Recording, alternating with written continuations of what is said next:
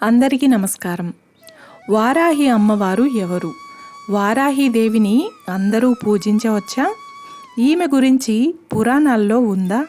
ఈ ప్రశ్నకు సమాధానం ఈ వీడియోలో తెలుసుకుందాం. ఆషాఢమాసం ఆరంభంలో మొదటి 9 రోజులను వారాహి నవరాత్రులు అంటారు.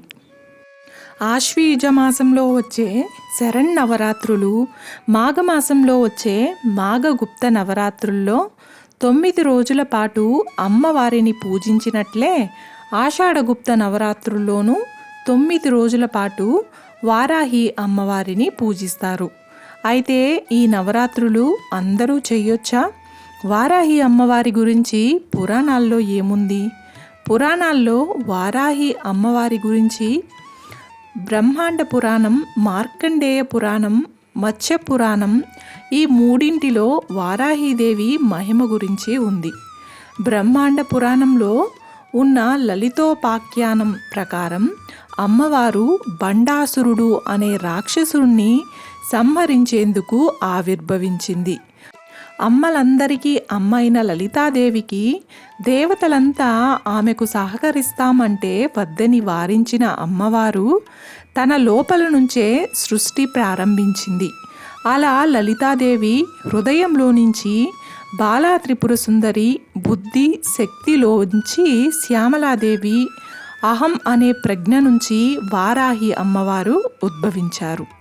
లలితాదేవికి వారాహిదేవి సైన్యాధ్యక్షురాలుగా నియమించగా అప్పుడు ఆమె విషంగుడు అనే రాక్షసుణ్ణి సంహరించింది. మార్కండేయ పురాణం ప్రకారం దేవీ మహత్యంలో వరాహస్వామి నుంచి బయటకు వచ్చిన శక్తి వారాహి శక్తి అంటారు.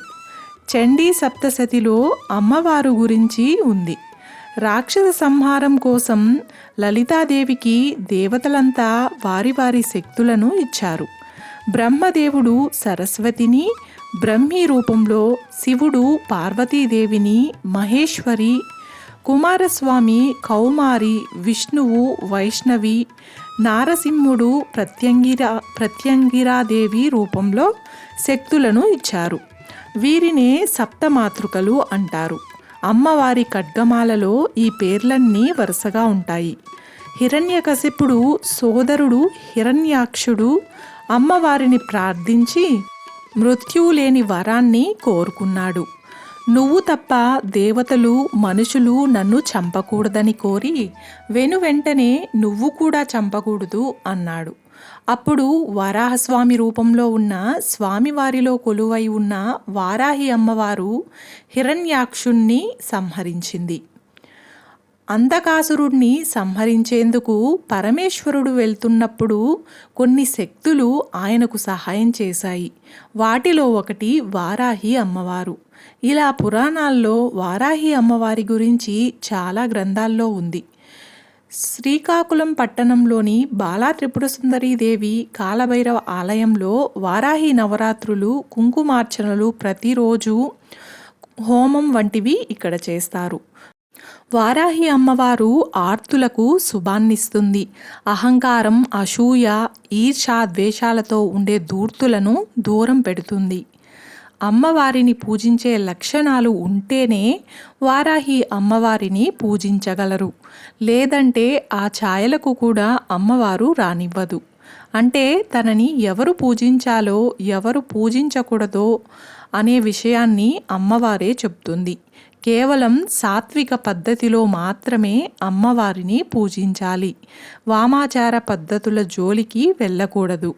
బ్రహ్మ విద్యా స్వరూపిణిగా ఎవరైనా అమ్మవారిని ఆరాధించవచ్చు. అమ్మవారి కృప మనపై ఉండేలా ఆరాధిస్తే తప్పనిసరిగా మనకు అన్ని శుభాలే జరుగుతాయి. చూశారు కదండి. ఈ వీడియో మీకు నచ్చినట్లయితే ఒక్క లైక్ చేసి నా ఛానల్ని సపోర్ట్ చేయండి.